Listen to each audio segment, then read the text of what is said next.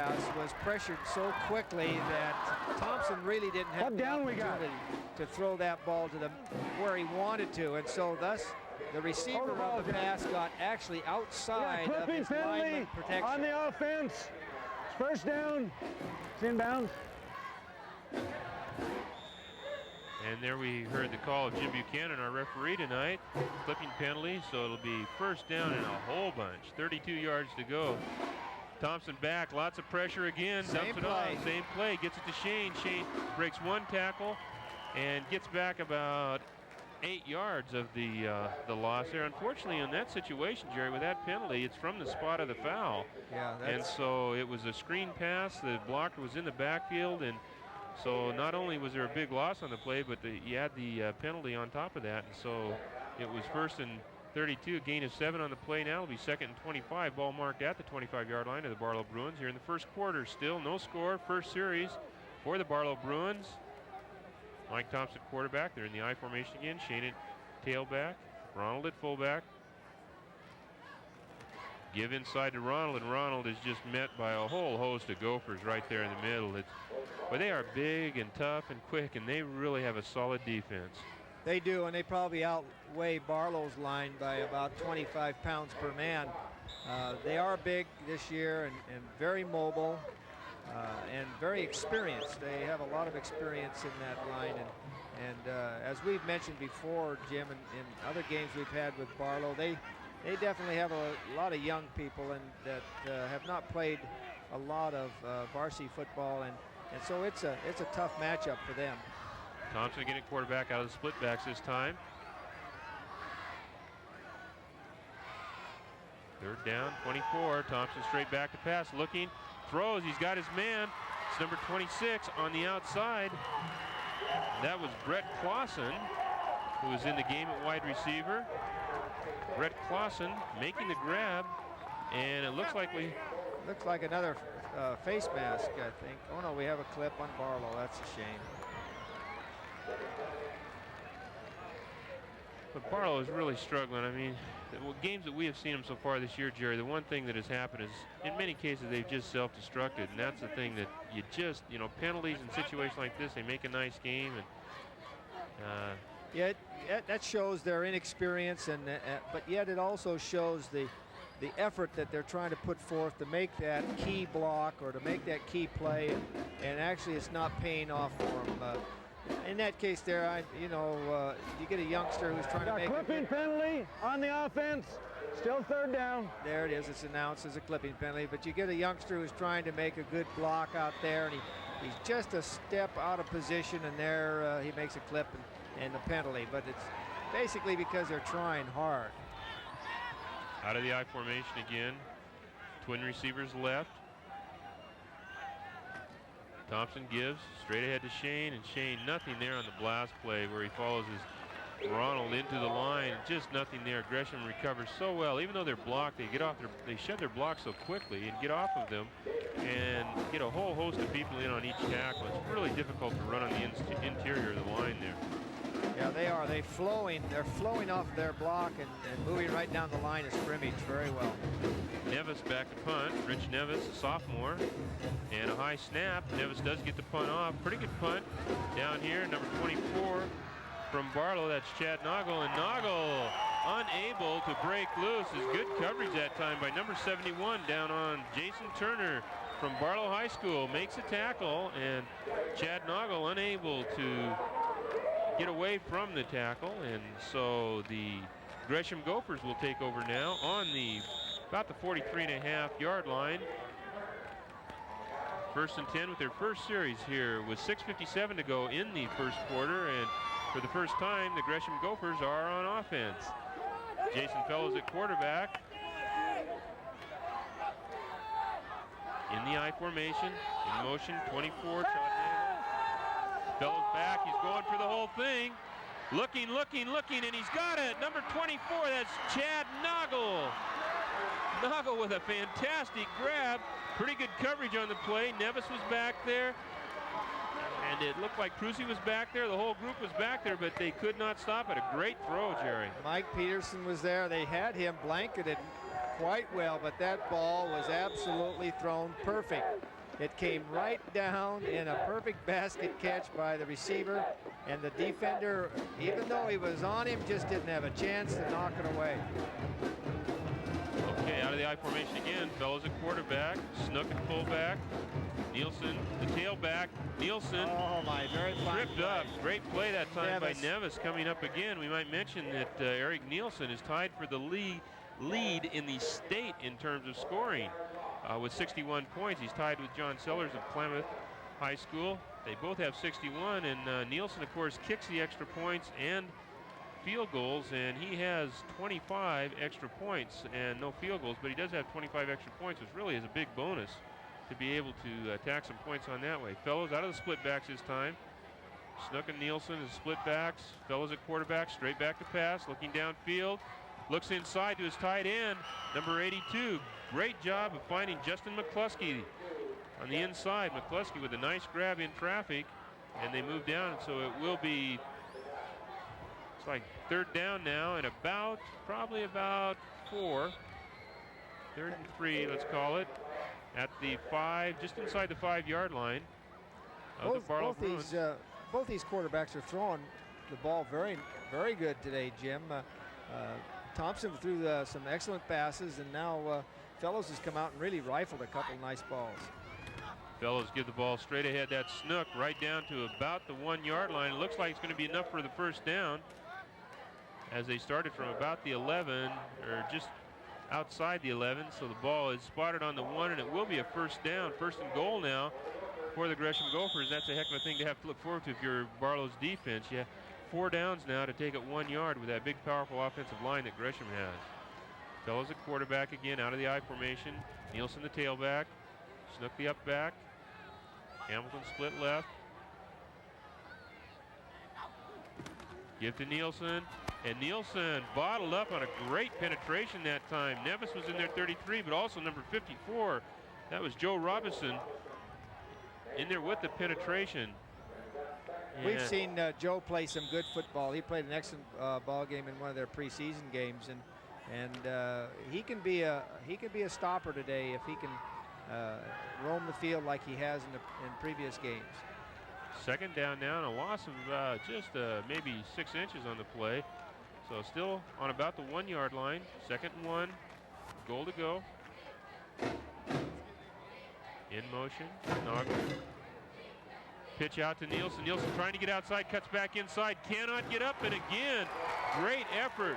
Number 36 with the initial contact for Barlow. That was Scott McClellan, and then Willie Huffman came in to finish him off. And Nielsen unsuccessful in 2 bids now to try to penetrate that goal line. So now it'll be 3rd down and 2 yards, as there is a loss on the play of about 1 yard. So, well, I'll tell you, Barlow's defense is really coming to the party right now, Jerry. They covered that option just outstanding. They flowed into it very well, and then they had their assignments man for man right down to a team. Slot receivers right. Give this time to Snook. Snook straight ahead, and it looked like they were really keen on Nielsen, and Snook went in from 2 yards out for the first score of the evening as the Gresham Gophers finally put it over. But you've got to give Barlow's defense credit, you know, to make them take 3 downs in order to go 1 yard. That was a heck of an effort really by Barlow, but just too powerful is Gresham's offensive line. Well, the big play was the long pass. Then Barlow really stiffened up in this last couple of plays and made it difficult for Gresham to get into the end zone, but that long pass got him down there in perfect position. There we see the extra point is good, and so that gives the Gophers a 7-point lead. 7-0 in favor of the Gresham Gophers with 3:17 to go here in the first quarter. And you know, that long pass really a backbreaker, because the Barlow defense really played well in that whole series with the exception of that one play. They defensed the option, as you mentioned. They made him take, although they did get a pass in the middle to McCluskey, it was one of those passes that you have to give up. You have to give up something against Gresham because of their powerful ground game. That's right. And Gresham they feel they have the the team that can gamble a little bit and go ahead and throw that big bomb once in a while and not even worry about putting themselves in a hole by losing a down if it's incompleted, because they have the strength to come back and make a first down in 1 or 2 plays. Nate Hamilton to kick it off. Pete Shane and Rich Nevis deep for Barlow. And Hamilton, good kick down to about the 10 where Shane gets it. Fake reverse, Shane going to the right, trying to follow his block and doing a nice job of weaving his way, keeping going, and good leg drive by Shane. Gets the ball all the way out to about the 24-yard line, where the Barlow Bruins will start their second series now. And they have to get something going. And Jerry, you know, one thing against a team like Gresham that has such a powerful defensive line and line play altogether, you've got to start looking to maybe some of those short passes. Thompson threw the ball very well on 1 out pattern, and of course they've got some people, Bratcher and some of those people as we see are tonight's officials, referee Jim Buchanan, umpire Jake Kane, linesman Randy Rule, and judge Lorne Anderson. Thompson at quarterback on the option, and we have a flag on the play. Looks like there might have been some movement. It is a procedure penalty on the Barlow Bruins, and that, Jerry, that's a 3rd penalty now, and they just continue to put themselves in a hole. They definitely are fired up. They're trying hard, and you can just see that anxiety. Got a dead ball. Ball start. Offense. Those kids basically, as I mentioned before, I think are just trying too hard, and boy, they're putting themselves in a hole time and time again. Thompson brings him up. Ronald, the up back. Shane, the tailback. Out of the I formation. Thompson straight back. There's that quick little pass. Gets the ball outside. Good job. Good movement that time. Number 26, Brett Clausen, able to break away from the initial tackler and get another yard or 2. So a good effort on his part. And now it will be 2nd down and about 12. Ball spotted on the back up on about the 22-yard line, just over the 22-yard line.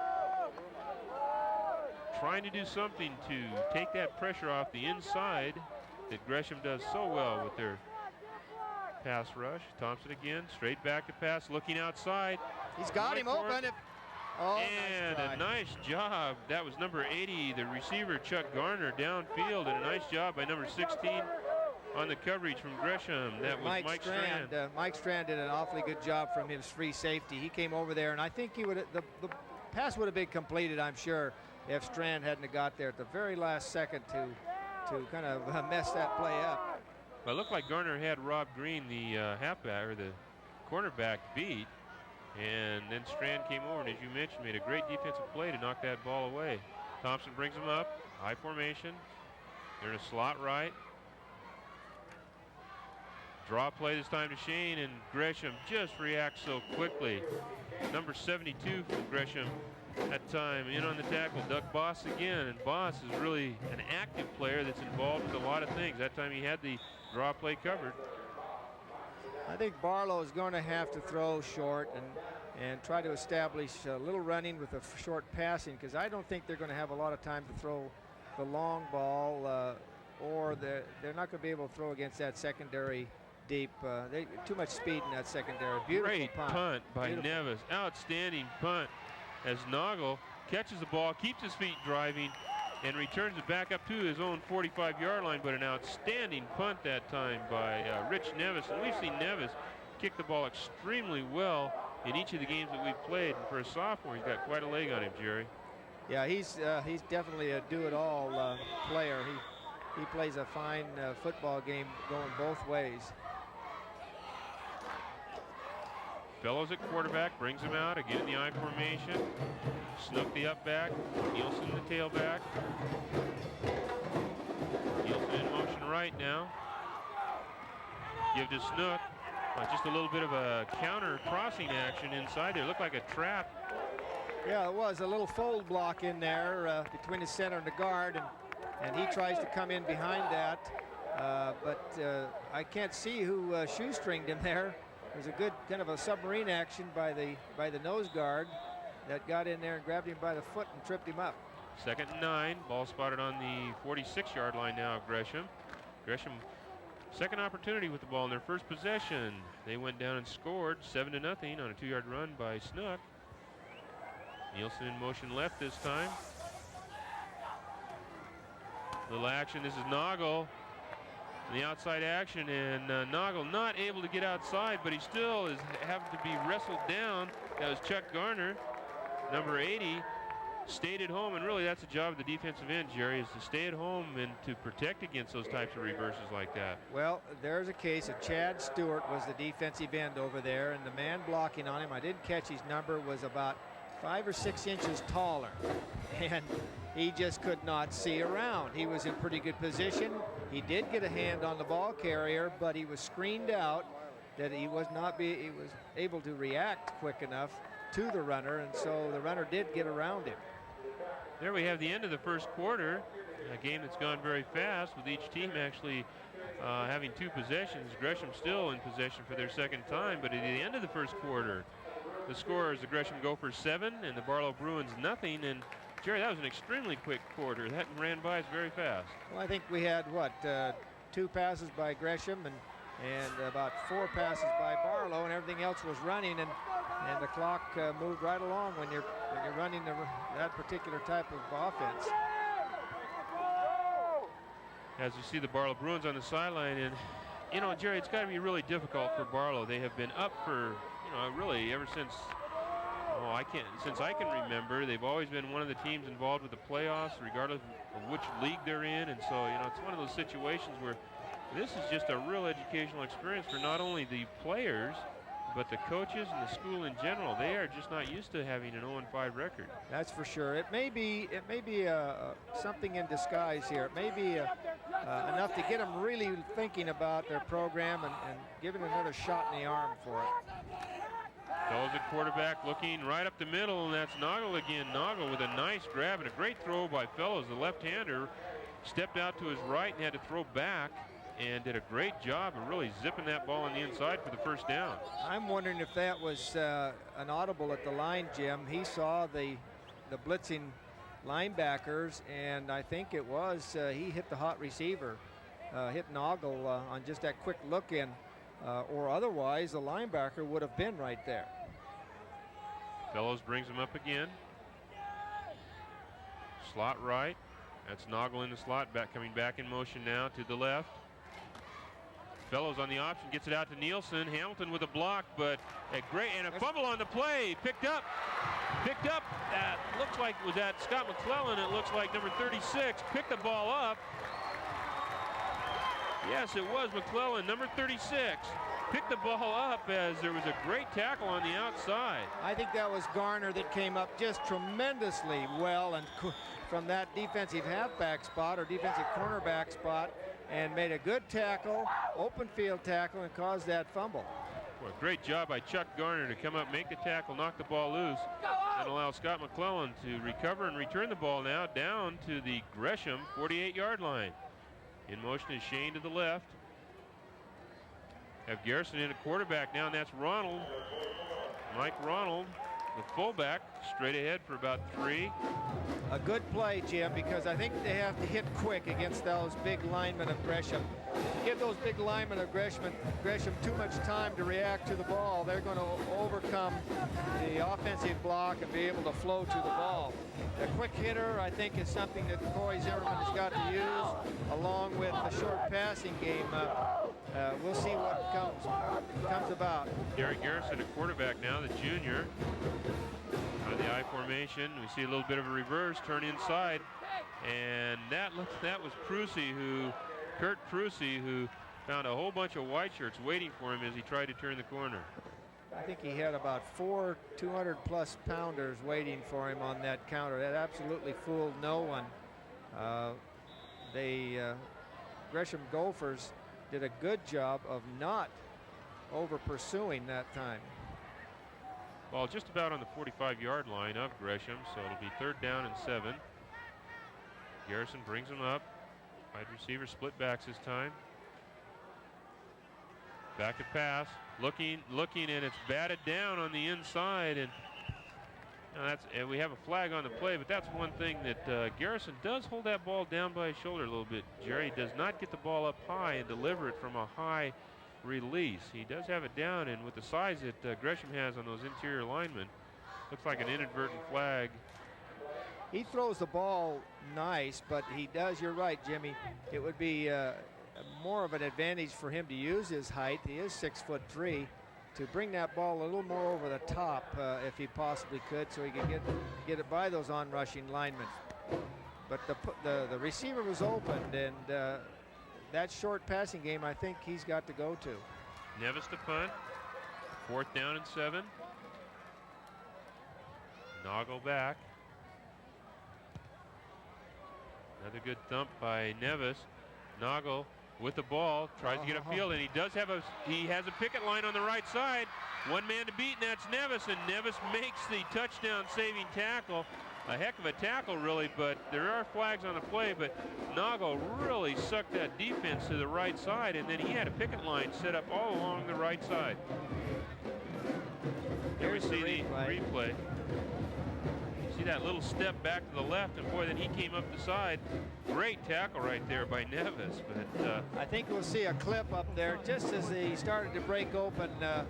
There was a clip by a Gopher, and let's see what penalty they're calling. They've got about a half a dozen penalties. They're going to try to figure out which one they're going to use. Well, they do have all kinds of things. It looks like it is a procedure penalty against Barlow. And so they will, evidently they'll give the option to each. These are not offsetting penalties. And so they will give the option to Gresham first on the procedure penalty. And then they will, in all likelihood, I think they'll tack on the penalty if Gresham accepts or we got a legal procedure over here and a clip over here. They offset. We'll replay the down. Okay, we do have offset. They do offset them. I thought after the exchange of the possession of the ball, if Gresham declined, they would get the ball plus the penalty. But offsetting is a way that's going to stand.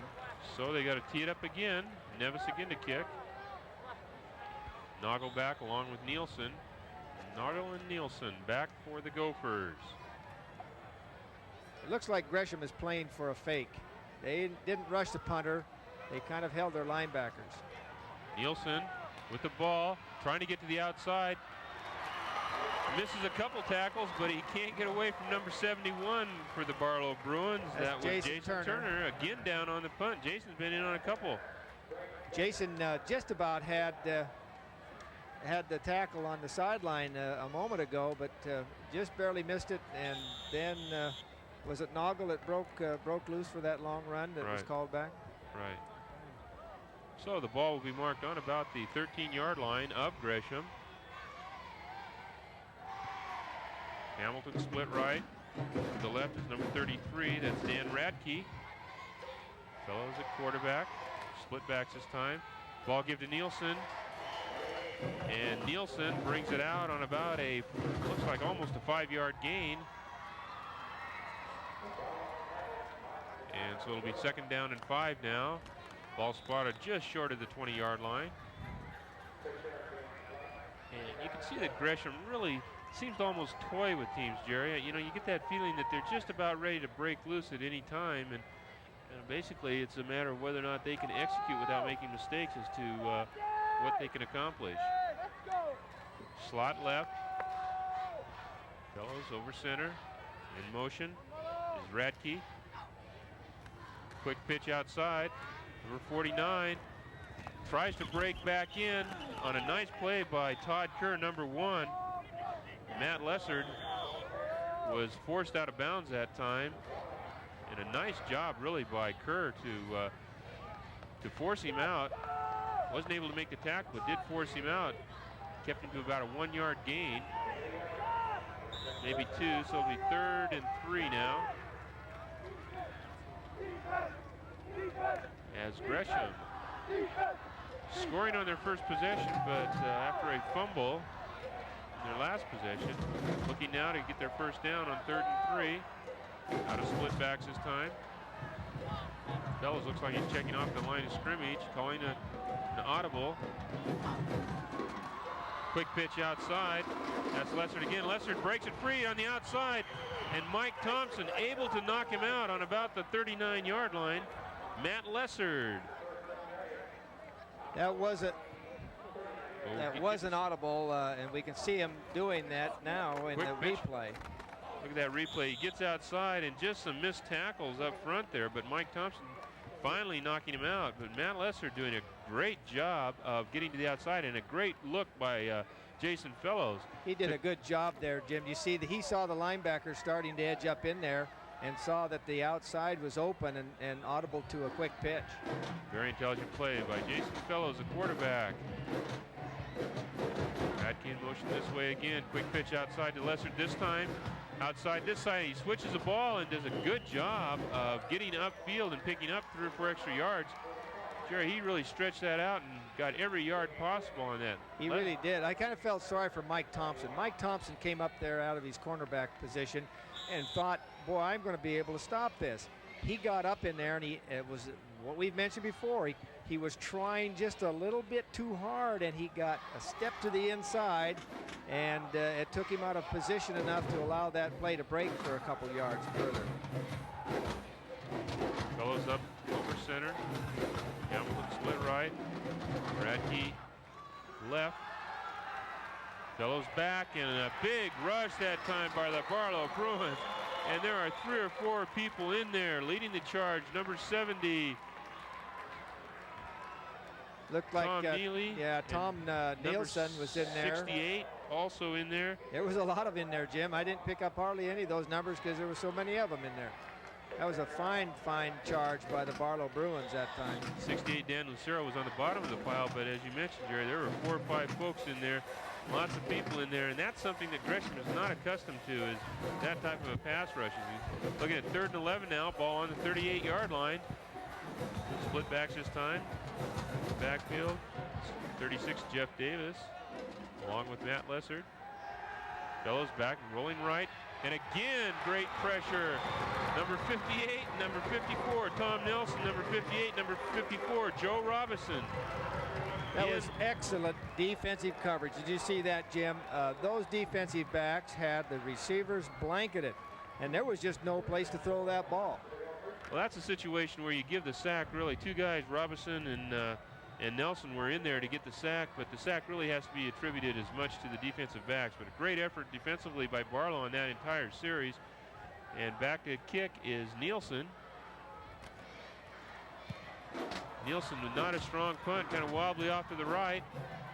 And Barlow will let it bounce, and it will be down on about the 36-yard line, as the Barlow Bruins have to get some inspiration from that effort. That was just a great defensive effort by the Barlow defense. Everybody seemed to get in on the action on that one, Jerry, and everybody made a very positive contribution in that series. Definitely did. What was nice to see was that every man held up on his assignment and his position. They covered when they were supposed to. They forced when they were supposed to, and they really did their job the way I'm sure Coy Zimmerman has coached them to do so. Garrison at quarterback again. Ronald the up back. Shane at tailback in the I formation. Oh, and a fumble on the play. Garrison just thumped as looked like they were trying to run an option to the left. Yeah, a broken play, coach, of some kind. And Garrison just actually looking for the pitch and just was blindsided, and the ball knocked loose, and Gresham comes up with it.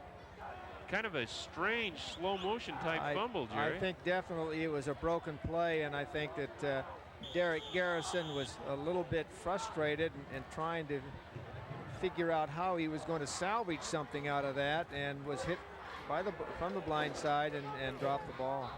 Ball marked on the 30-yard line of Barlow. So Gresham with a real opportunity. Great field position here. Nielsen in motion right. Back to pass is Fellows. Fellows looking across the middle. Wide open is Nate Hamilton. A 30-yard touchdown pass from Jason Fellows to Nate Hamilton. A little bit of a rub-off, Coach. They crossed their receivers, and the outside defensive halfback, who was trailing the man cutting across the middle, was actually scraped off by the outside cutting man. And It was a little bit of a pick play. And Nielsen to try the extra point now. Holding is number 3, Brian Moss.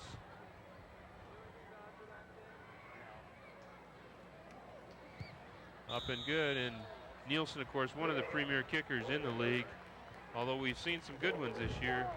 Eric Nielsen with his 2nd extra point of the night. And we might add that that's Jason Fellows' 9th touchdown pass, leading the league in touchdown passes this year, but he's got some very talented receivers. Nate Hamilton is a very fine receiver that probably has some good potential. He does play both ways, but as a receiver, he's got all the tools, Jerry. Well, he's big. He's 6'3" and 190 pounds, and plus he can pick him up and lay him down. He ran a very beautiful pattern. I mean, those two receivers crossed, and his pattern was just exactly where Fellows knew he was going to be, and threw a ball right on the string. Perfect pass. Well, Hamilton now will come back and he will kick off. Deep are Shane and Nevis for Barlow. Nate Hamilton, number 88. As Gresham strikes quick when they strike, it's just kind of in a blur. They're up 14-0 now. Ronald, the up back, gets it, laterals it back to Nevis. Nevis straight up the field. And Nevis with a pretty good effort straight up the field all the way up to about the 39-yard line. So with 4:34 to go here in the 2nd quarter, we find the Gresham Gophers leading 14-0. And Jerry, it's really been actually 2 big plays. The long pass early that Gresham completed, Fellows completed to Noggle, and then this 30-yard touchdown pass to Nate Hamilton. So big plays have really put Gresham in great position. Thompson at quarterback, the option out to the right. This is Shane trying to get around the corner, not able to pick up a block there. Picks up maybe about 1, possibly 2 on the play. There's some excellent coverage on the ball carrier. The wide receiver made a good block on the defending halfback, but the flow from the strong safety and from the inside got to the ball carrier, even though Barlow did cover their assignments, I'm sure, on that option play. Thompson back in at quarterback. Mike Thompson, number 10. Split backs this time. Thompson straight back to throw. Looks to the outside. And looks like, ooh, boy, that was close because Nielsen was out there. Eric Nielsen, who plays defensive back also. The ball was thrown way outside and looked like some miscommunication between Eric Officer, 86, correction, that was 26, Brett Clausen, the wide receiver, and Thompson. It looked like Thompson might have been throwing an out pattern and Clausen turned it inside. Yeah, that ball was almost picked off by Nielsen. He got a pretty good hand on it. Thompson getting a quarterback out of the eye. Straight back, looking to pass again. Has a man here and a nice catch. That's Chuck Garner with a first down grab, and a great effort by Garner. Having to come back and dive for the ball and able to hang on to it. But a good effort. And Garner shaken up a little bit on the play, but a super effort by Chuck Garner, number 80. So it is a first down now. Ball marked on right between the 48 and 49-yard line of Gresham. But again, Barlow penetrates into Gresham territory. Out of the I formation, Ronald the up back, Shane the tailback, Thompson the quarterback. Clausen in the slot. And a fumble on the play on the inside, and it looks like, again, one of those mistakes that just happens, and he just never got the handle on the ball. As the ball was being handed to him, there was just a lot of air in there. We watch here as Thompson hits him. It looked like the ball hit him a little bit low that time, Jerry, in terms of the handoff. Usually it's to go right into the stomach, and that time it looked like it was just below the belt and never really able to get a hand on the ball. That's too bad. They just cannot afford to do that. They start a little dry, they start to look good, and then they give the ball right back to Gresham. Ball on the 48-yard line of Gresham. Fellows again at quarterback. Split backs this time. And Fellows with that, very intelligent play, actually. Fellows with a good heads-up play, alternating his count a bit. And they did call, looks like, encroachment on the defense. He is mixing up his snap calls and drawing people off side. Dead ball, encroachment, defense, still first down. drawing people off sides can be a real art that a quarterback can develop. And one thing he's got to be careful of is bouncing his head like that, because he can be called himself for illegal procedure by drawing them offside. Fellows again at quarterback, kind of a mix-up on the snap count, but it really works to Gresham's advantage. Looked like some of the linemen on the right side didn't quite have the snap count, but the Barlow people did not react either, and so Nielsen, with a big gain that time, takes the ball all the way down to the Barlow 38-yard line. That might be a play that Gary Stouts wants to use or develop even more. One half of the team gets off on the count, the other half stands around and decoys. It's quite a surprise for Barlow. Split backs again. Fellows at quarterback. Hamilton split left. Draw play up the middle. That's Snook. And Snook carries the ball down now. Mike Snook, number 20, carries the ball for almost 5. Looks like it'll be about 2nd down and 6. They give him 4 on the play.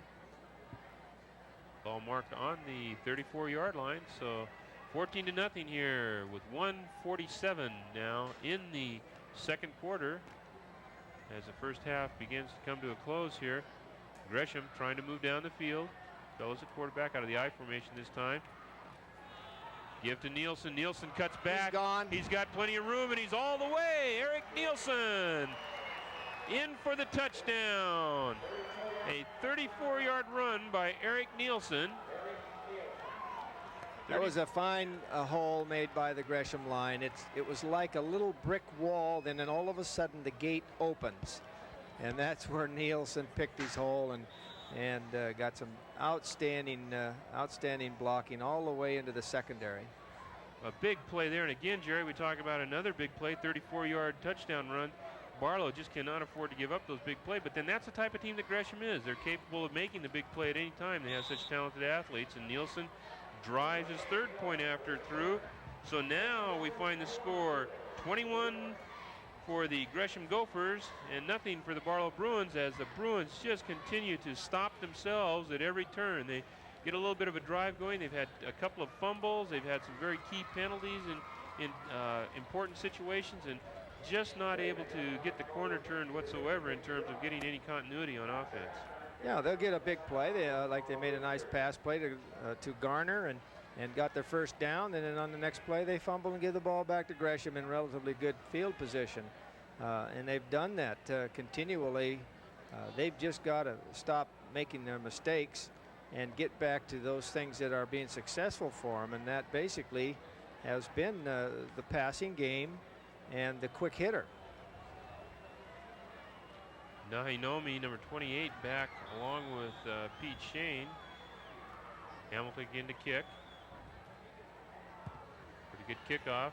Not a lot of height, but good depth. Nomi with the return to the right here. Breaks it back a little bit against the grain and gets up to about the 28-yard line. So Barlow will have 1:22 to go here in the second quarter to try to get some kind of points on the board. And I would imagine if they can even get somewhere close, they'll try to give, maybe even give their place kicker an opportunity to just get some kind of points on the board, because they have to really offensively be frustrated. The defense really has not played that badly, with the exception of about 3 plays. No, they haven't. They've bent and they've bent, but then all of a sudden that one play pops. Thompson at quarterback, out of the eye, straight back is Thompson, looking downfield, throws the ball outside, and that's Garner going up for it, but a great defensive play. Number 15 on the outside for the Gresham Gophers, Rob Green. Gardner really had that ball in his hands, but he was outstretched, and Green did a great job of just ripping the ball away and knocking it down for an incomplete pass. You know, Bratcher, the tight end, has been open 3 or 4 times, and I think that Gary Stouts has seen that, and that time they really held him up. He wasn't able to get out at all. Split backs this time. Thompson straight back to pass again. Looks inside, and there, just as you mentioned, Jerry, was Bratcher on the inside. That's who they were looking for, but great coverage. There were 2 people there. Had the ball not been thrown right where it was, it would have been an interception. That's right. They're not going to allow him to be open like he was earlier. The time before this play, they really covered him well. They didn't let him off the line of scrimmage, and then that time both linebackers had him sandwiched in there, and I'm sure that they got the illegal position on the offense. Not enough men on the line. It's refused. Third down. I'm sure they got the word from the sidelines that they'd better start covering Bratcher. Third down and 10 now. Ball still on the 28-yard line of the Barlow Bruins. They've had 2 incomplete passes now. Thompson at quarterback again. Gives straight ahead. Oh, what a hit. Oh, boy, I'll tell you what. Somebody came to the party there. Down on the bottom of that pile, number 88, Nate Hamilton. I don't know. It may have been both of them. Might have been Hamilton and Schnook at the same time. That was a real hit. And we've got a timeout. Gresham. Gresham thinks he might be able to score here with 45 seconds left in the half. I'm sure that we'll see Gresham make an attempt here to put a few more points on the board as they lead now 21-0 on really 3 big plays. A big pass play from Jason Fellows to Chad Noggle early on the first series, actually the first play of the ball game, and they get down and then they're able to punch it in with Mike Snook going 2 yards in the first quarter. We ended the first quarter at 7-0, and then we saw in the second quarter a TD pass from Jason Fellows to Nate Hamilton, 30-yard touchdown pass. Nielsen adding the extra point for 14-0 lead, and then came the 34-yard touchdown run by Eric Nielsen for the 21-0 score that we have right now. So Nevis back to punt. He gets the ball away. Gresham with a return set up. Noggle to the outside. They got a picket line if they can break free, but number 84 able to break through that picket line. That was Chad Stewart. Had he not been able to make the tackle, Jerry, they had the whole picket set up down that right side. They had a good-looking wall over there, and of course that can break down a little bit, but it sure looked good from up here that he was going to be able to turn the corner and get some very, very good yardage on the return. Ball marked on the 43.5-yard line of Gresham. 32 seconds and counting now. The clock is running.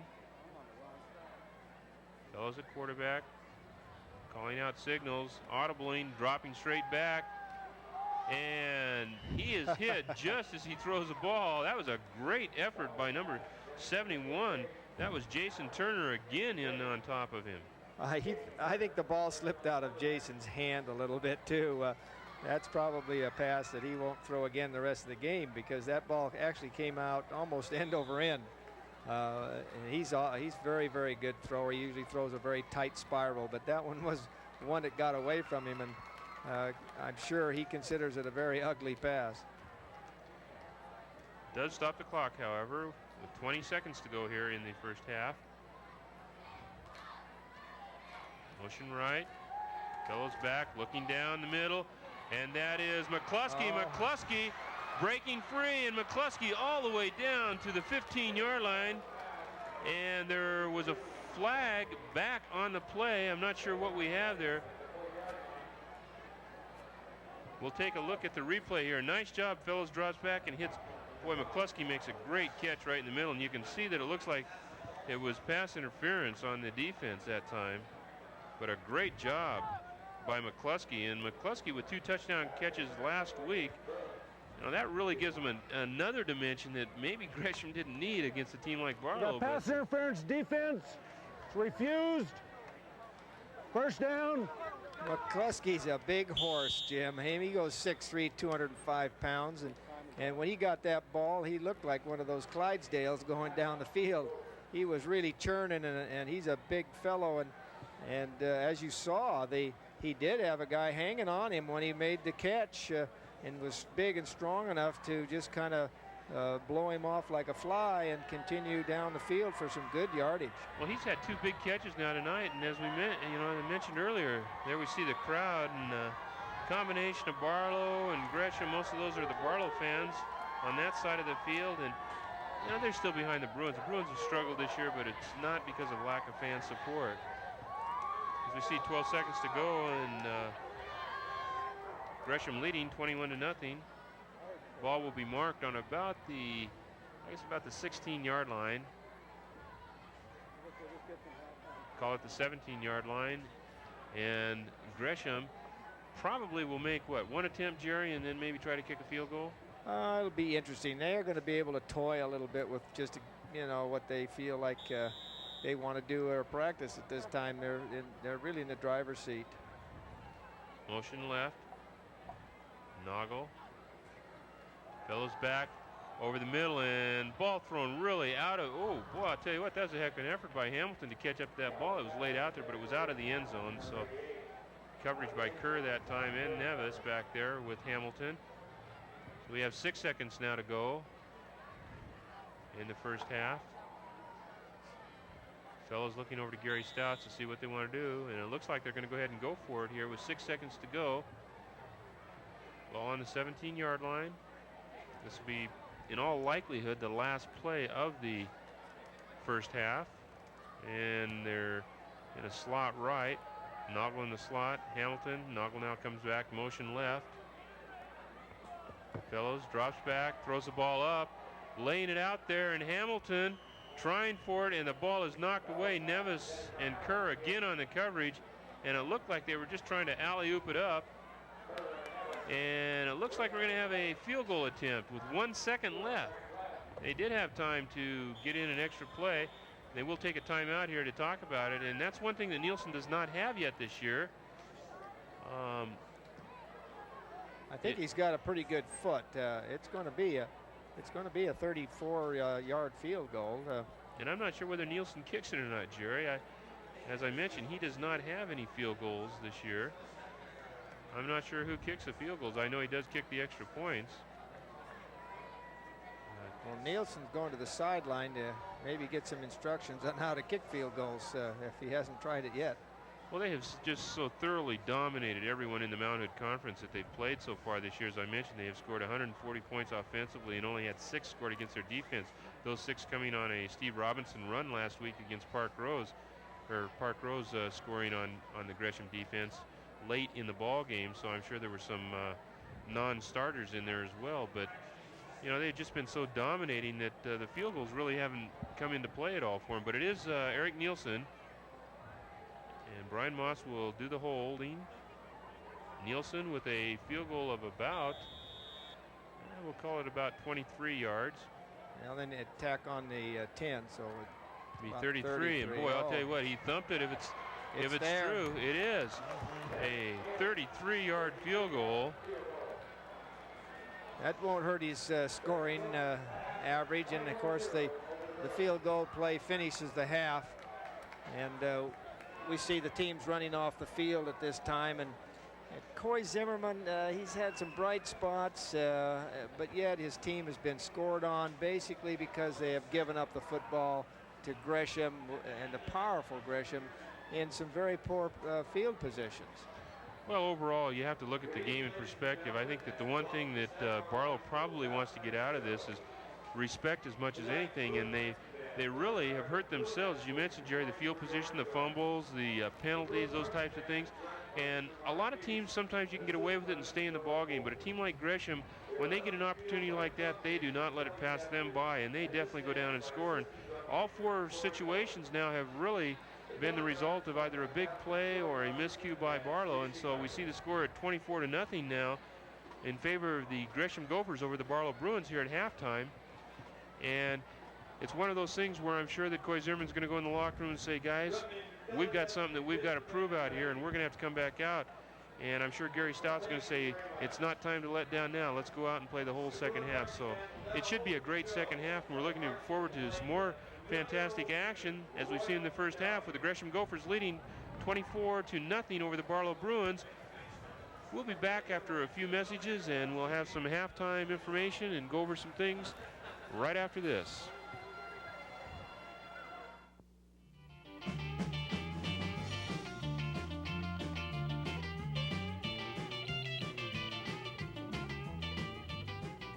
There was this guy, a nationally known sports hero.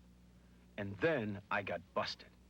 As a result of my lust for cocaine, I bypassed high and went straight to messed up. I mean, zoom, there was no stopping. Some of you know exactly what I'm talking about because you're taking the exact same ride. A phone call could help you. It took prison to help me. Call 1-800-662-HELP. We're at halftime here at Mount Hood Community College as the Gresham Gophers lead the Barlow Bruins 24-0. And we might just recap the scoring in the first half. They start off with a 2-yard run by Mike Snook for Gresham at 3:17 of the first quarter, and Eric Nielsen with the PAT for 7-0 score. In the second quarter, a 30-yard TD pass from Jason Fellows to Nate Hamilton. Nielsen again on the PAT for a 14-0 score, and then a 34-yard run by Eric Nielsen. Nielsen on the PAT again for a 21-0 score. That was with 1:28 to go in the second quarter. And then finally, with no time on the clock, Eric Nielsen kicks his first field goal of the season, a 33-yarder, for a 24-0 score. So basically a Gresham-dominated first half, although the Barlow Bruin defense played well in spots with the exception of maybe 3 or 4 plays. So it's been really a tough luck first half, Jerry, for the Barlow Bruins. So we see the Mount Hood standings there after week 5. Gresham on top along with Reynolds, both 3-0 in conference play, and looking forward to next week, a big confrontation between those two teams, which we will be covering, and it should be a great ball game that will be played here at Mount Hood Community College. And then you see Centennial, kind of a surprise really. Centennial, although their schedule has been in nice shape for them to come out at 2-1. Central Catholic with a big upset win over David Douglas last week tied those two teams, so we have 3 teams at 2-1. And then we see Parkrose, Barlow, and Sandy. And Parkrose really kind of the tough luck team. They've played some pretty tough teams so far and played relatively well. They're much improved over last year, although they haven't been able to break the scoring column yet in league play. And we see Barlow down where they are located is a very unfamiliar place for them. In the Mount Hood Conference scoring, Eric Nielsen tied for first in state. And of course tonight with 12 points already in the first half, certainly is not going to hurt his 61 points in the state race for scoring champion. Pat Connell from Centennial. Pat Connell's had 2 big 3-touchdown nights so far this season, 48 points. Bill Volk, the hard-running fullback that we saw last week from David Douglas, fine football player, 42 points. And Steve Robinson from Park Rose picking up one of those TDs last week in the first score against the Gresham Gophers defense of the year. So Jason Fellows, as we see touchdown passes with 8 coming into the game, and he's already got 1 here tonight, so he will be at 9 in terms of touchdown passes. The AP poll, the high school AP poll this past week, Gresham moved up 2 notches to number 7. Ashland, we see, is still leading the way with Canby, a team that's played 2 teams from the Mount Hood Conference. Both Barlow and Reynolds defeated both of those teams. Benson next, Roseburg, Lebanon at number 5, Sunset number 6, and the Gophers there with a 4-1 record at number 7. And then Churchill, West Lynn, and North Bend rounding out the top 10. So as the halftime activities continue on here, we might mention some of the other games that are going on this evening around the Mount Hood Conference. Of course, Thursday night, when this game being played on Thursday night because of the state day for in-service for teachers on Friday, and 3 games being played tonight. Centennial is at Civic Stadium playing the Central Catholic Rams. Sandy is at Park Rose. And of course our game here, Gresham at Barlow. Tomorrow night, October 13th, the Reynolds Raiders will be playing at David Douglas in really a big game in terms of the conference standings. A big challenge, really a tremendous challenge for the Raiders. If they get by that one, Jerry, it could be just a fantastic confrontation next week between Reynolds and Gresham. Yeah, well, it's a big game for Reynolds and David Douglas. David Douglas has got to fight back after a loss. Reynolds is on a roll, and then the game between Centennial and Central Catholic has to be a real good showdown too. Centennial has had some sparkling play, but again, their schedule has not been really too tough, other than the Gresham game. So they're going to meet a tough team in Central Catholic, who has come off that win against David Douglas, and that should be a great ball game. Like I say again, the Reynolds David Douglas game should be a great ball game. Well, of course, 4 teams go to the playoffs, and so you have to think that Gresham and Reynolds are in pretty good situation that way with regard to playoffs, because both of them Of course, Gresham's got a tough road to hoe in terms of the teams they have to play yet this year, but Reynolds has played some pretty tough teams so far this year, and they really have a pretty nice schedule down towards the end once they get through these next 2 weeks. David Douglas this week and Gresham next week. But then it comes to Centennial, Central Catholic, and David Douglas. You have to figure that 2 teams out of that threesome are going to make the playoffs. So, you know, we'll have to see what happens as things unfold. We have some great games on tap here. Mount Hood Conference Football 1989. We're going to take a break now, and then we'll be back with the second half action right after this.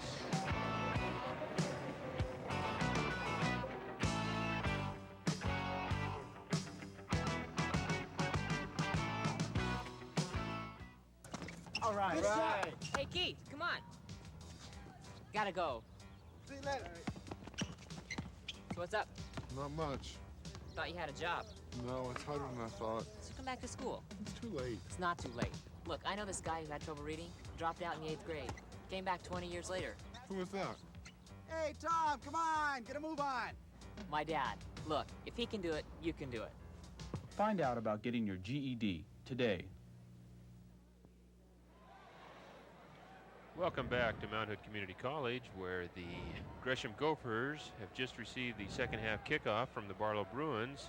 And Chad Noggle ran the ball back, but there was a clip on the play, so the ball is being moved back to about the 10-yard line.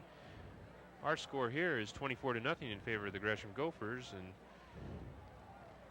it's one of those situations where even though the Gresham Gophers are actually in a hole at this point, you kind of expect something, some explosion to take place where they're going to get themselves out of trouble here, Jerry. This is the poorest field position they've had this evening, and it'll be interesting to see if Barlow can keep them bottled up. Fellows at quarterback, and a little reverse action. That's Noggle again coming to the right, not able to turn the corner as Chuck Garner is there, number 80, able to bring him down. We also had the defensive end, I think that was Chad Stewart, do a good job of stringing that play out. He really helped give some time for Garner to get over there and make the tackle. Jason Fellows at quarterback, and in the backfield with him, Mike Snook and Eric Nielsen. Slot right, Noggle in the slot, Nielsen in motion left now. Fellows give to Snook. Snook off tackle and breaks it up to about the 15-yard line, so it looks like it's going to be about 3rd and 5. Good tackle by Scott McClellan. The hole opened on the line, and Scott got up into it, but was after about 3 or 4 yards gained. You see Kelly Larkin on the sideline, the defensive coordinator for the Barlow Bruins, and his group has really done a pretty good job. As you mentioned, bending, and just about on 4 or 5 plays have they been able to be broken by Gresham, but that's enough to build a 24-0 lead for the Gophers. Noggle in motion. Quick pitch outside, that's Nielsen. Oh, he slipped down, and a flag comes flying in on the play, but a great, play was set up there, and he just slipped and fell and unable to get that corner turn. Well, on that quick pitch also, Jim, there's a very big tendency to have a clip committed on that by the outside receiver, who comes down and tries to take care of either the inside line or the pursuing linebacker or the defensive end. And I think that's what they had, but Barlow has declined it, giving it the 4th down to the Gophers. As we see referee Jim Buchanan indicating that it was a holding on the play. Holding. So it'll be 4th down now and about 5. Back to punt is Eric Nielsen. Deep for Barlow is Nahinomi, and I mean, he is way back. He's encouraged by the coaches to move up a little bit, somewhere inside the ballpark. Oh, and the ball is out of the end zone.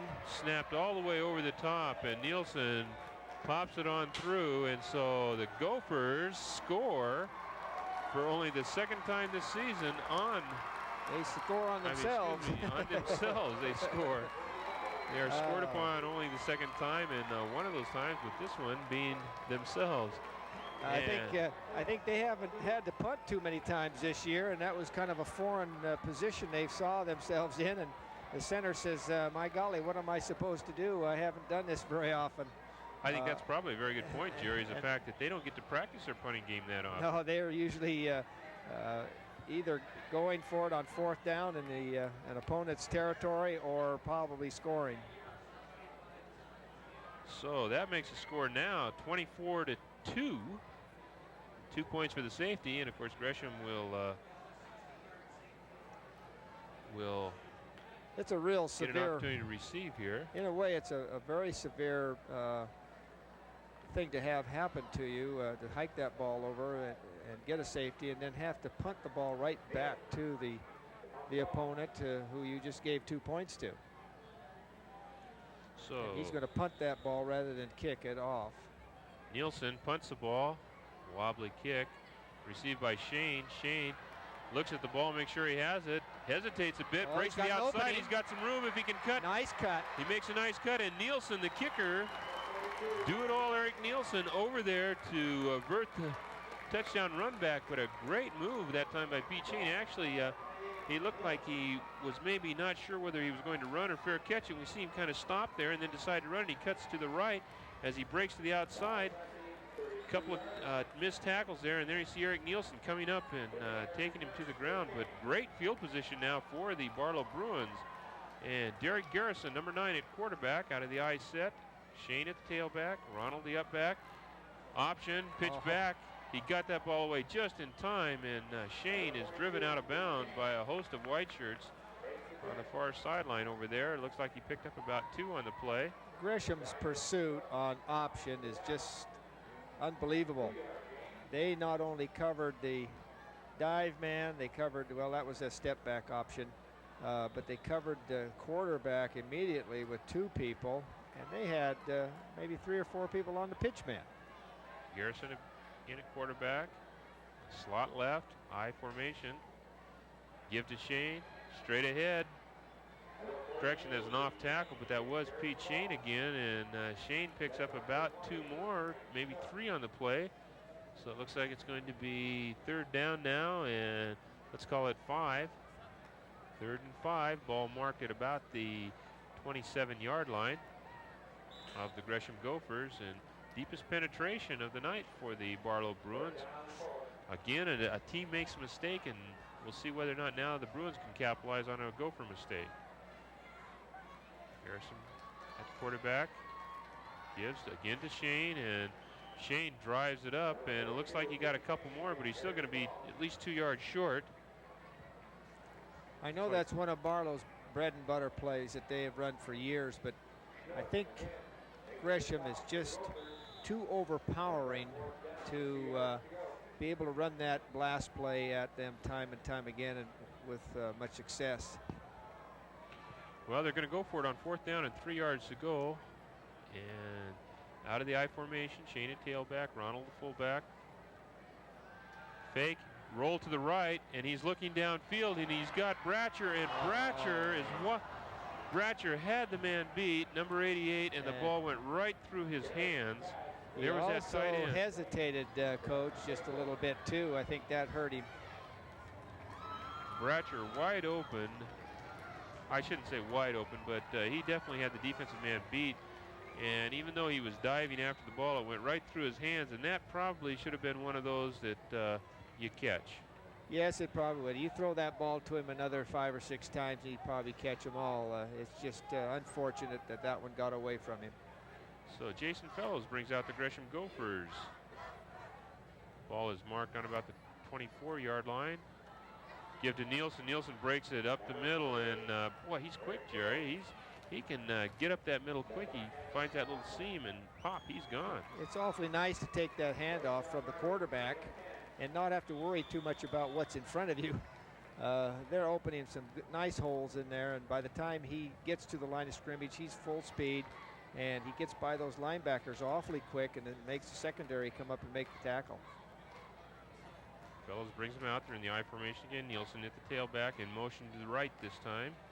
Snook, the lone remaining back. Ball given to Snook. Mike Snook barrels ahead, and knee hits down. Looks like he'll pick up about 4 on the play. So it'll be 2nd down now and about let's call it 6. Ball spotted on the 40-yard line. And the Gresham Gophers, 7:12 to go here, trying to increase their lead, although the Bruins have averted the shutout with a startling safety. So it's 24-2 now. Noggle in motion right. Fellows gives the ball to Nielsen. Nielsen gets to the outside. One man to beat, and that's Garner. And Garner able to wrestle him down after about 6 yards. And Nielsen carried Garner for 6 yards, but Chuck Garner holding on for dear life. Had he not made that tackle, that would have been 6 points. Really was. And, you know, Garner's not very big. He's only 5'9", 170 pounds. We see here, we see Nielsen, nice job cutting to the outside, good stiff arm out there, and just a good hard-nosed football player. And boy, he does everything. Plays defense, he kicks, punts. A very talented young man. Split backs this time. Noggle in motion. Give to Noggle, and student body right this time. And Noggle trying to pick his way, follow his blockers. And McClellan, Scott McClellan, 36, nice through the blocking that time and able to make the tackle.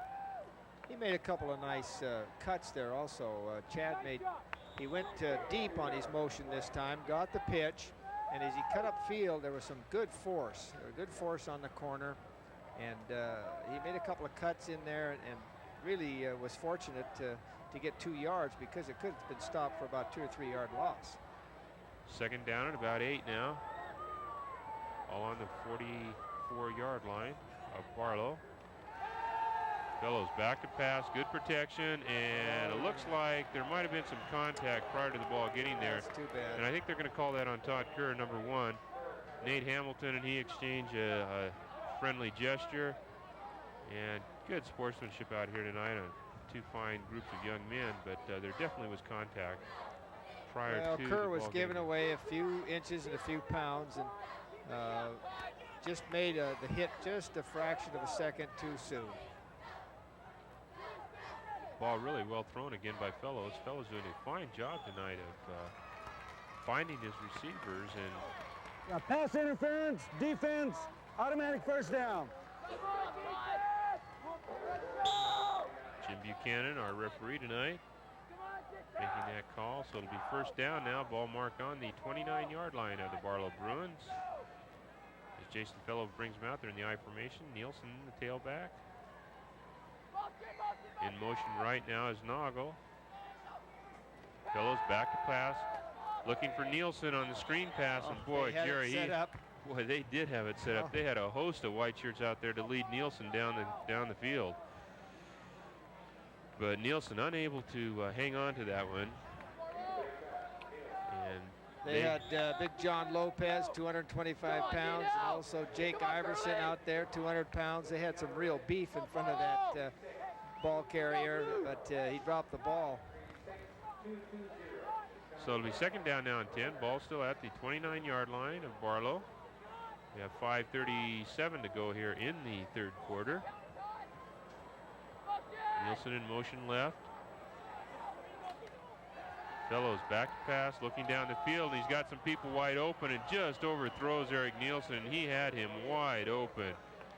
He really rifled that ball, didn't he, Jim? Yeah, that's one of those down the middle where sometimes you like to lay it out, especially when Nielsen got behind the defense. You would have probably liked to have had him lay it out there a little bit and let him run under it, but boy, he can sure zip the ball. He throws a nice pass. You know, he has really developed. Last year he was an adequate passer, and this year he has really developed a fine arm. He really has. Reminds me of Portland State's ex-quarterback who graduated from Sunset High School, Crawford. He's a left-hander, steps back there and throws that ball very much like Crawford did.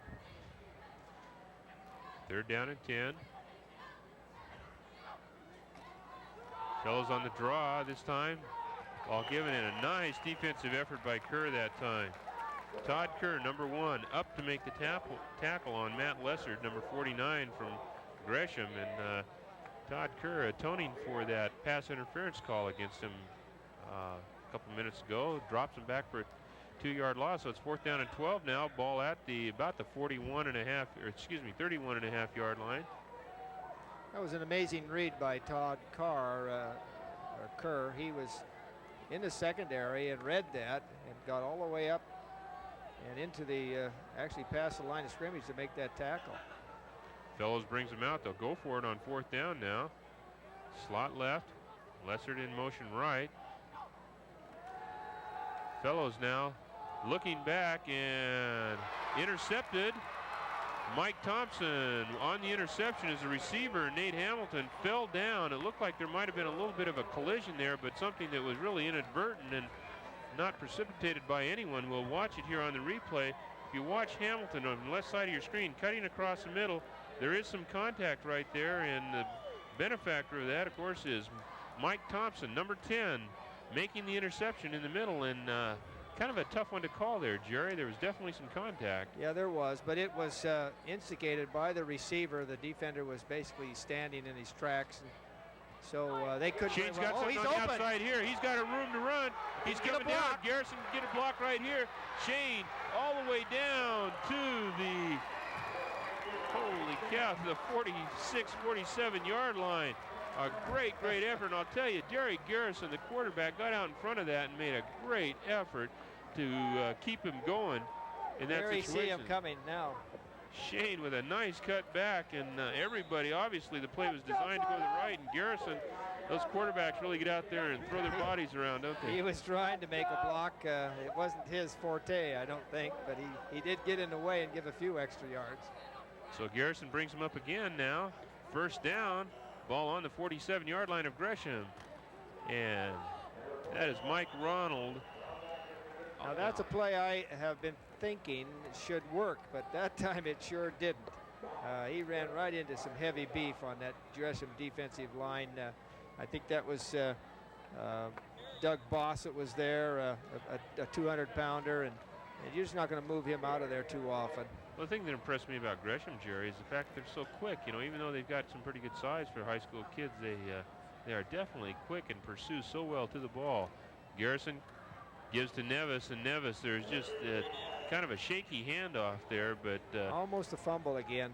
He was, you know, that was a heck of a job just to hold on to the ball by Nevis that time, because he was hit while he was still bobbling the ball. And such penetration, you know, you look at that situation where the contact was made, was actually a yard in the backfield. They lost a yard on that play, and Nevis was just, you know, hit in the backfield. And Gresham, you know, Jim, Gresham acts like they were embarrassed because Barlow had got a long gainer there and just come back and just stuff 2 plays in a row.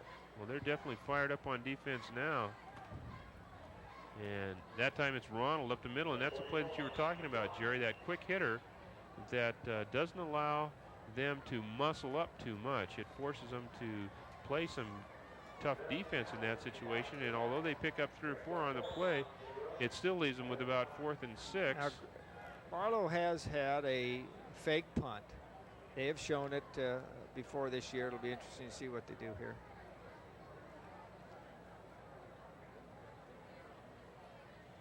Nevis does go ahead and kick it and almost gets it blocked. And the ball goes out on about the 19-yard line. Not a great kick by Nevis that time, but a lot of pressure applied by number 22. It was in his Brandon Deichler. Yeah, and his did you see that his protection man had to step in front of Nevis to get to the onrush. And I think that his own man maybe have bothered him a little bit on that punt. But had he not crossed over, then Nevis would have certainly had that punt blocked. So Gresham now will take over on their own, well, we'll call it the 18-yard line. And Jason Fellows again at quarterback. Gresham not able to score so far here in the second half. Ball pitched to Nielsen. Nielsen around the outside, and again, pretty good defense, although he does pick up 3 or 4 yards on the play. Barlow and looked great there and pursuing very well.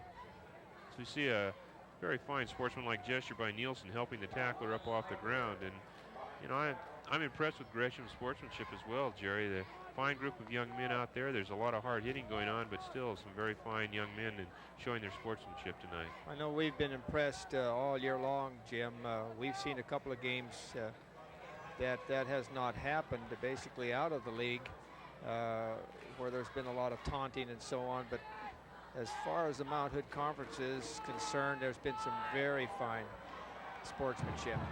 And there's Eric Nielsen again, breaking a big one for about 13 yards. Nielsen all the way up to the 37 or 38-yard line now. And we'll watch Nielsen here. And again, that quick drive, nice stiff arm there. He cuts through, breaks a couple tackles, and sure, he's a good-looking running back. Yeah, he's hard to bring down. He carries the ball well. He has a good gait to him. He brings his knees high. He's got all those things that you want in a good high school running back. 5'10", 180-pounder. Fellows brings him up again. Split right is Nate Hamilton. You look to Hamilton, and Hamilton, you know, as good a receiver as Hamilton is, that's one that he probably could have got. That kind of hit him down a little bit low. He had to go down for it, but he didn't come up with it that time. So an incompleted pass. It'll be 2nd down and 10. I think his knees hit the ground just about the time the ball hit his chest, and the jar of his knees just didn't allow him to hang on to that ball. As we see Gresham break the huddle and come up. Gresham not real excited right now on offense the way that they were in the first half. Sweetnoggle going motion to the right. Give this time it's Nielsen, and Nielsen trips. And had he not tripped, he had some room to run over there. I think he had a blocker out in front, and he had Hamilton downfield to block, and a couple of other people, but he did trip, and so it'll be 3rd down and about 4 now. They've been very successful running to their left side. The holes that have been made by the offensive line on the left side has been consistent, and some good openings, giving the ball carriers a nice shot at gaining yardage through a big hole. Split backs this time. Slot right, Noggle in the slot. Hamilton, the split end to the right. Looks like he's audibly at the line of scrimmage again. Fellows pointing around, gets him now into an I formation, and gives it to Nielsen, and Nielsen spinning. He may not have made that first down, Jim. I don't think he did. I tell you, Fellows really shows a lot of poise, and Gary Stouts really seems to have given him a lot of freedom in terms of running their offense, calling the audible, and being able to read defenses. He's done a very fine job of picking out, although this one did not get him the first down tonight. He's definitely been able to read those defenses very well tonight. As we see the end of the 3rd quarter, I think they're going to bring the chains out to measure. I guess not. I guess they decided not to bring the chains out to measure, and it is a 4th down. We have a little confusion out on the field right now. I think they're trying to decide where they're going to move the ball. This shouldn't be too big a decision because they're right almost on the midfield stripe. And that is the end of the 3rd quarter. As we look at the score now, the Barlow Bruins scored 2 points. So far in the 2nd half, Jerry, they're ahead. They really have played some good football and started to stop Gresham's power. Every once in a while, Gresham breaks that key play, but they haven't been able to get on the scoreboard. Barlow's defense definitely has done a good job. However, we also must comment on Barlow keeping Gresham in their own territory. They have not given them the field position that they gave him in the first half. Yeah, very definitely. That was a key factor in that first half as Gresham scored 24 points. And we see Nielsen now going back to punt. Naomi back to receive for the Barlow Bruins. Nahinomi. And it's a fake punt. There's the pass. Intercepted. That's Nevis. Nevis up the sideline and tackled. Thrown out of bounds, but very heads-up play by Rich Nevis. And Nate Hamilton does a good job of tackling him. They're on the sideline. We see right here Hamilton recognized, but a great job by Rich Nevis to get over there, intercept that ball, and it looked like they had some room down that sideline. Looked like the receiver had broken open, but Nevis did a great job. And it also looked like Barlow was prepared for that. They had definitely practiced against a fake punt. So a good job by the coaching staff to make sure that their people are ready to go in that situation, and a good job by Rich Nevis to get over and intercept that pass now, and Barlow takes over on the 49 on their own own 49-yard line. Garrison in a quarterback, gives straight ahead to Mike Ronald, and there ain't a whole lot of room there, Jerry. No, it's I feel probably a little bit like Coach Zimmerman at this particular time. The things that looked like they would go are not going, and I'm sure that he's a little frustrated in trying to come up with the answer to get their offensive team rolling down the field. No gain on the play, so it's 2nd down and 10. Ball marked right at the midfield stripe, so we'll say on the 50-yard line. Garrison brings him up out of the I formation again. Drops back to pass, looks downfield, and I mean, he is swarmed under. Number 22 in with the sack is Brandon Deichler. Deichler with a great job that time, coming over some blockers and getting there and making the sack, and he had a few other folks with him. I know Hamilton was in there, but Pete Poole applied a lot of pressure for him from his tackle spot, and Doug Boss from his tackle spot. They really caved in the Barlow blocking and got tremendous penetration. So it's 3rd down and about 19 now, with 10:37 to go here in the 4th quarter. Ball marked just on the 41-yard line. Garrison again at quarterback. In motion is Shane to the left this time. Garrison rolling left, tries to get the ball outside to Shane. Shane with the catch, turns it up and gets just about back to the original line of scrimmage. Not quite, still about a yard short. So it'll be now probably 4th down and about 11 for the Bruins, as they now have to punt the ball away, and they just haven't been able really to generate much on offense at all tonight. It's been a very frustrating evening for them offensively. Nevis drops back to punt. Back to the Gophers is Chad Noggle. He is deep along with Eric Nielsen. Number 28 is Nielsen, 24 is Noggle. Nevis to punt. Good snap. Ball is kicked away, and it's going to be Nielsen receiving the ball, and he's going to try to get back to the right. Holy cow, what a block. Holy guacamole. I'll tell you what, that was a very fine block, and I'm sure Jason Turner knows about it because he was the one that was knocked down. That was James Golden that got the big block on Turner, and I tell you, that was just a heck of a block. That's as hard a hit as we've seen all year. And fortunately, it was a good, clean hit and just a great football play as the run back takes the ball back to about the 28-yard line, 27-yard line, let's call it, and 1st down and 10 on the 27-yard line for the Gresham Gophers. They have a slot left. The I formation. Fellows looking to pass, gets the ball outside to Hamilton. Hamilton tries to turn it back inside to pick up some extra yardage, and probably lost a yard or so. I'm not too sure why he wanted to go back in there, Jim. There was a lot of blue-shirted Bruins in there, and he kind of went in there saying, "Okay, people, here I am," and they got him. I think he had some room on the outside, Jerry. If he could have turned to the outside, he probably could have picked up 5 or 6 more yards. But as it is, he get 5 on the play. Exactly, if he just lowered his shoulder. So it's 2nd down and 5. Pro set this time out of the I formation.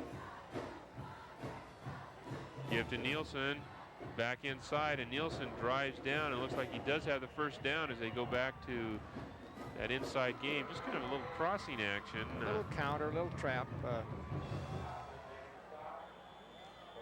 You know, it's more right now, Jerry, you kind of get the feeling in terms of the mood of the game itself is that it's just kind of going through the motions, so to speak, for Gresham. It looks like they've got Barlow worn down a little bit, and they're just kind of going for execution right now without a lot of inspiration. Right, they're not coming off the ball extremely well. They're coming off well enough to hold their own, but not anything, I think, what they're capable of doing. He turned his back. Boy, I tell you, that was a awkward defensive play that time on Barlow's part, and Fellows did not throw a great ball that time. It was kind of wobbly, and we'll take a look at it. We see Fellows rolling to the left, throwing the ball, wobbly throw, and Chad Noggle. That's too bad, because Garner really started out with pretty good position, and he did the primary sin was to stop and look back for the ball. and that gave the receiver a chance to gain a couple more yards on him, and the ball was thrown a little short, but further enough, far enough that Garner wasn't able to do much about it. There we see the big play again, Jerry. Ball down on about the 13-yard line, and Fellows He's looking open. left, and He's open open, but again, he and it looked like possibly number 84 that time, Reeves got, or excuse me, Chad Stewart got his hand on the ball and deflected it just a bit because it was wide open there for on the outside for the back coming out of the backfield. So it'll be second down now and 10. Ball on about the 13-yard line. Looks like Fellows has a list of plays there that he refers to. We can see him in the huddle there looking at the list of plays that he's got on his belt. They go to a slot right. Hamilton, the wide receiver. Noggle in the slot. Drops back. Screen set up that way. And, well, I tell you, that one could have been intercepted. It could have been incomplete, but... That's interesting pass because, you know, that ball, as he was putting his hands on the ball was actually bouncing off the back of a pulling lineman that had gotten out in front of that play. I wonder if the officials might be talking about that right now. The ball hit an ineligible player at about the same time it was caught, but I guess they're calling it good. I think as long as it's not an intentional and he does not try to catch the ball, I think that they go ahead and play on, as they say in soccer. Slot right again. Lone running back is Snook. Pretty good pressure. Fellows breaks around, tries to get to the outside. He's got a chance. He tries to cut back, and he's knocked down finally at about the 7-8 yard line there, but good scrambling move that time by Fellows. I thought he might be grabbed from behind. It looked like somebody had it. Let's see if we can see who that is. On the replay, we see him here. There. Oh, he didn't quite have the speed to stay up with him.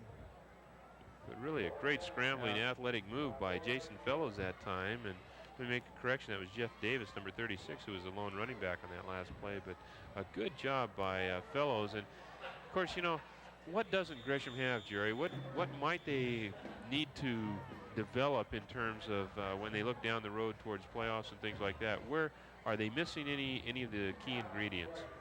Well, not that we've seen tonight anyway. They have the opportunity to run the option. They are strong with their power up the middle. Definitely Fellows has the arm to give them an extremely good passing attack. I would think if there was if they had any flaws whatsoever, it would be very, very slight. And they're a very well-rounded ball club, as I think we've noticed this evening. There we see the Barlow Bruins on the side, and just a very, very frustrating year for them. And they have, of course, to look next week to probably an opportunity. Should be a good ball game. They play Sandy at Sandy, and then they play Park Rose and Central Catholic. And I'm sure that Coy Zimmerman is looking to those games and, you know, looking at the possibility of salvaging some respect out of the season. And that's the one thing that they want to definitely look for the remainder of the way. Is we see Jason Fellows come back in, and rather than a little sheet of paper, he comes in with a big sheet of paper this time. And he's well, if Barlow has anything to fight for right now, is to try to keep him out of the end zone and maybe hold Gresham to one of the lowest point productions that they've had all year. It would be nice, I'm sure, for them to hold them out right now, not let them score again. Ball on about the 7-yard line. Fellows back to pass. He's got him open. Wide open on the outside, and he throws it way too wide. And on fourth down then, Barlow is able to hold the Gophers, and that was Nielsen who had come from his running back position to the outside, and Fellows unable to get the ball to him. As you see Eric Nielsen running off there. Fellows throws that ball very, very well down the middle and to his left. Those last couple of passes, he's had to throw to the right, and being a left-handed passer, had to throw across his body slightly. And if we talk about weaknesses, that might be that Fellows just doesn't quite get his foot opened up enough to make that a good pass. Thompson looking to throw, throws the ball downfield, and it's intercepted on the old tip drill. Number 10 got his hands on it first, Rob Womack. And then coming over was number 12, that was Raymond Diaz or Diaz. Diaz makes a great, that's the old tip drill that you talk about. We'll watch it here on the replay, but that's a tip drill that the defensive players practice. Almost every practice, we'll watch it here. Thompson rolls to his right, looks downfield, and holy cow, our cameraman had a real close shot of that one. The cameraman looked like he got into play. And we have a new quarterback out there now, number 1, Tyler Nagel for the Gophers. And give that time, and there was a big hole there, but closed down very quickly. That was number 49, Matt Lessard. Gresham has their second group in there. And this is what's nice about having the strength that Gresham has, is the fact that in many of their ball games they're able to play their second and third group a lot of time, give them a lot of playing time, and develop those kids for later years. Rick Nelson, number 32 in there.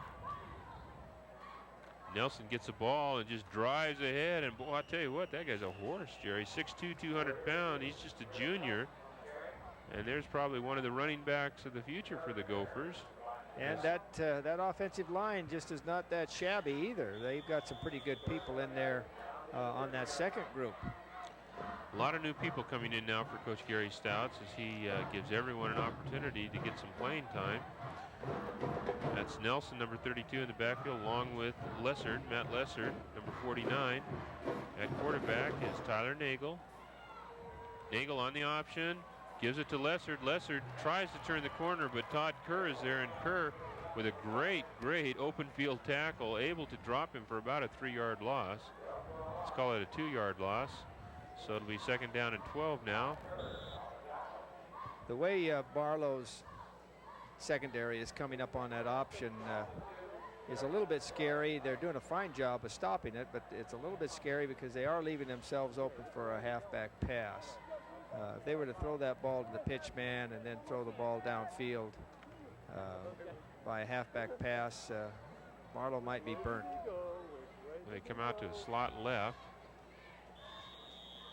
And it looks like we might have a delay of game, and yes, we do. And of course, this will happen when you get some new folks in there and you're trying to run some things that some people probably haven't had a lot of opportunity to practice. That's true, and there's always a few people that are nervous. Those young men, a little nervous. Dead ball, delay on the offense. Second down. They forget their assignment, and so they ask the individual next to them, hey, what am I supposed to do on this play?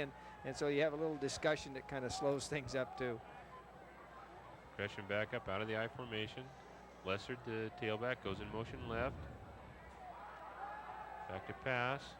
Nagel. Oh, he's got running room. Nagel, lots of running room on the outside. He makes a nice move, gets wide. Good collision there. Excellent run that time by Nagel. And we see a late flag come in there. And it looks like someone lost a little bit of composure there. We'll see Nagel here. Good scrambling move. He recognized. He doesn't have his mouth guard in, Jerry. That's. I'm wondering. That's a no-no. Yeah, there's a late hit here coming up, and right after that, the late hit occurred. I used guess to be that was a procedure penalty. It should have been, and it's surprising that the official didn't see it because. Personal foul. Hit out of bounds against the defense. First down. Because it was quite obvious, and running along there with everybody's attention on him and putting his mouthpiece back in his mouth. He may have had it in at the beginning of the play, and it may have popped out during the play, and putting it back in was very wise. After that hit, that was a heck of a hit on the sideline. So Nagel has a first down now. And he gives the ball straight ahead. And that's Lessard again. Matt Lessard goes straight up the middle. So they'll have second down, and they actually could get a first down here. It'd have to be about on the 1-inch line, I think, Jim. Yeah, it looks like it's just about that close there. With 2:50 to go now in the ball game. Gresham marching down methodically, just going through their plays.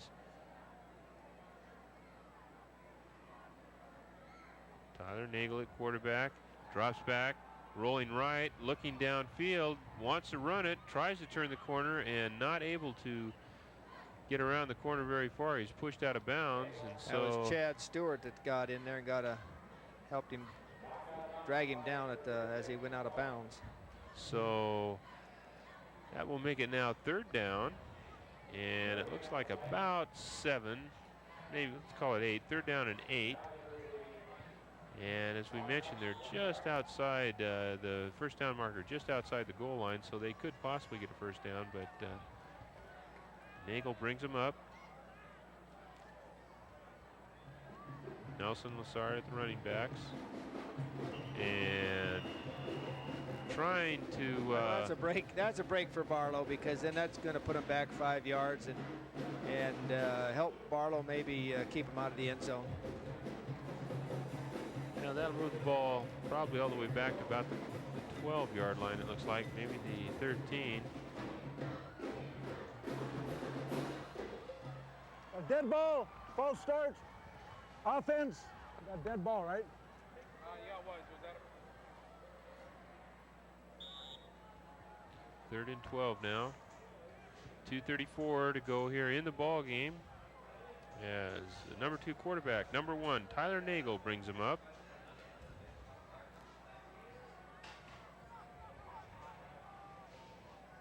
Aaron Villa in motion. Give to the outside. And trying to get outside, that was number 12, Raymond Diaz. Jason Turner did a good job there. He fought off the blocker and was able to get a hold of the ball carrier and throw him down. That was a way a defensive end should do it. Diaz not able to get outside. Not quite the quickness that that's true. Eric Nielsen has. Just about a step. Just about a step. So 4th down now and about 21. 4th and about 21. Ball on the 21. So Tyler Nagel faced with a long 4th down situation here. He drops back to pass. He's looking, lots of pressure. Gets the ball outside. That's Nelson, and Nelson just puts his head down and doesn't make enough. But I'll tell you what, he's not afraid to put his head in there. He wanted that get goal some line. action. He did. He really wanted that goal line. You can't doubt that effort one bit. Rick Nelson, he's a big kid too. 6'2", 200 junior. He definitely got in the end zone, but he stepped on the line at about the 5-yard line. So a good defensive effort really by Barlow. They'll come out now with Derek Garrison at quarterback, and they come out into a pro set with split backs. They're going to throw a lot of people down the field and try to get that ball out there a ways. Ball is thrown, and it looks like we had a little bit of contact possibly prior to the ball getting there. That was Kurt Prusy that went up for the football from Barlow. We may see another official come into this and call that an uncatchable ball. The ball was definitely over his head. It's going to be interesting to see if that penalty stands up. Well, it looks like they're going to go ahead and call it. Aaron Villa on the, as we see it right here, we'll see Aaron Villa. Actually, he did make contact on the lower part of the body there long before the ball got there. So a good call by the official. We got interference, defense, first down. And with 1:36 to go, Barlow will again crank it up and try to move that ball downfield. A lot of fresh white shirts in there. Garrison back to pass, straight back, looks inside, ball is tipped, it's intercepted, number 55 from Gresham. Again another tip, and 55, that's Sean Markham with the interception, and that'll be a big highlight for Sean to get an interception, get in the defense end of it, and we'll see it here. Garrison, ball is tipped by number 76, it looked like, the line of scrimmage. Tipping the ball was Robert Egger. Egger tipped that ball at the line of scrimmage. So a nice Egger's job by not Egger. too tall, but he's a big kid, and I'm sure that might be his highlight of the game. He got his hands on the ball. So again, Tyler Nagel now given the task of running out the final 1 minute 10 seconds, and Nagel tries to turn it up. Ball is at the 29-yard line. Gain of about 4 on the play. So as the clock ticks down, Jerry, it's been an interesting second half. Not a lot of excitement, but a good effort really by the defensive team of Barlow. They've done a good job of not allowing the Gresham Gophers to get anything going. Gophers not real inspired, it didn't look like, in the second half, but part of that has to be attributed to the good effort by the Barlow defense. Nagel again at quarterback, and number 11 carrying the ball that time for Gresham. I do not have a number on him. 68, Dan Lucero that came up and made the tackle on that, really made a fine charge and hit that runner head on. Nagel again at quarterback. A little bit of a fumble there. Nagel gets outside. He's got some room to run. He's going down the sideline and is knocked out of bounds on a good defensive play by number 24, Greg Benner. And that will be the final play of the ball game. As we see the replay here, Tyler Nagel getting outside, going for it down the sideline, and a good touchdown saving tackle by number 24, Greg Benner. As time runs out and we see the teams in a very fine sportsmanlike gesture going across, congratulating both. And you know, Gresham knows that the second half was a good ball game. It was a tough defensive effort by Barlow, but just way too much power there. Yeah, they definitely did not have the same caliber of personnel that Gresham had. They fought hard and they made some very fine defensive stands. At times they had some spurts where they looked like they were going to move the ball, but oftentimes hurt themselves with either a penalty or a fumble of some or interception. And of course, as you mentioned earlier, Jim, you do not give Gresham too many breaks because they take advantage of just about everything they get. Well, again, you know, the first half was totally dominated by Gresham, 24-0 at halftime. Barlow comes back in the third quarter and gets their score of the night, actually on a punt. The center on the punting team centers the ball out of bounds, and so they score 2 points. So if we look at it, you know, try to keep it in perspective and look for the positive for Barlow. Gresham won the first half and Barlow won the second half.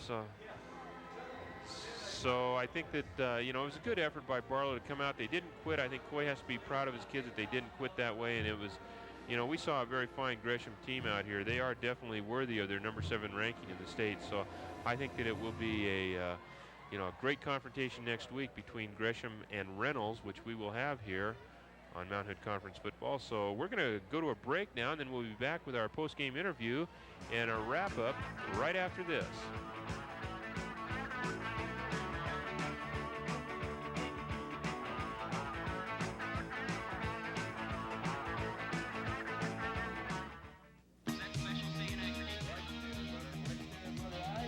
Order call, on call.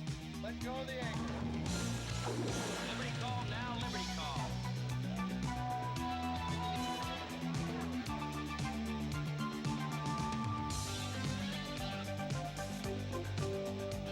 Most jobs promise you the world. The Navy delivers. See your recruiter. Navy. It's not just a job, it's an adventure. We're back on field here after Gresham's outstanding win, 24-2 over the Barlow Bruins, and with us is Coach Gary Stouts. And Gary, a good ball game. Your team really went out and showed that they're just capable of dominating people defensively. You've got an outstanding defensive team, and of course your offense executed well. You did a lot of different things tonight, but I'm really impressed with that defense. Well, our defense is kind of our heart and soul. Myself and Larry Knutson kind of spent some time on the offense, and our 3 other coaches, Jack Flickcraft, Sam Whitehead, and Joe Malone, spent a lot of time on the defense, and we pride ourselves in tough defense. Well, I think your line play is one thing that I know, Jerry, you made a number of comments tonight on their line play. Well, it was interesting. We made reference to it. It looked like a little brick wall, and all of a sudden a gate would open and the runner would come popping through it. At times your line was just outstanding as far as blocking the right people at the right time and And then Barlow was blitzing once in a while, and yet the blitzes didn't seem to hurt you a bit. You picked them up, and so your kids not only seem to have the physical talent, but they seem to be pretty bright individuals on that line. Well, our linemen take a lot of pride in their job, and they've improved over the season. They're continuing to improve. Like you say, we've worked on picking up blitzes, and I think that our quarterback has confidence that they're going to do that for him, and they have confidence they'll get it done. Next week, a big confrontation next week with the Reynolds Raiders. Types of things that, will you preparing differently, or will you go ahead and just try to execute the things that you do well? Yeah, we can't. At this point in the season, you got to do what you do and mold your game plan around that. In terms of what they have over there, we're not going to obviously have any wholesale changes with what's working for us at this point. So it should be a good ball game. Well, I think that in comparing this year's Gresham team to some of the teams in the past, the one thing that impresses me so much about the offense is the well-roundedness of it. And I don't know how much of that. I'm sure a lot of it has to be attributed to Jason Fellows, but he does seem to do a lot of audibling at the line of scrimmage. A very intelligent player, it seems like. Jason is close to a 4-point student, and he changed 3 or 4 plays tonight, line of scrimmage. Great calls, and is throwing the ball extremely well, picking out the receivers that are open. And that helps us. Then that opens up our running game a little bit. So it's exciting.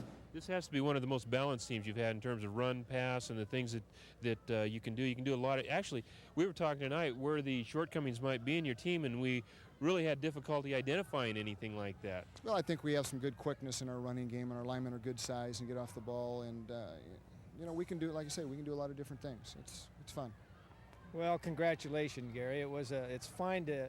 It's just exciting to see a fine ball club like yours come out and execute and do the things it does, and I'm sure it makes you feel very, very good to be able to work with a bunch of kids that are top-notch individuals and also have some talent too. Well, thank you, Jerry. It is a lot of fun. Well, congratulations and best of luck to you down the road, and we thank you for taking the time to talk to us afterwards, Gary. Thanks, Jim. Okay. Jerry, overall, we saw what definitely is the number 7 ranked team in the state. They were dominant throughout the entire ball game, although they didn't score in the second half. I think they basically had the game in control most of the way. I think so.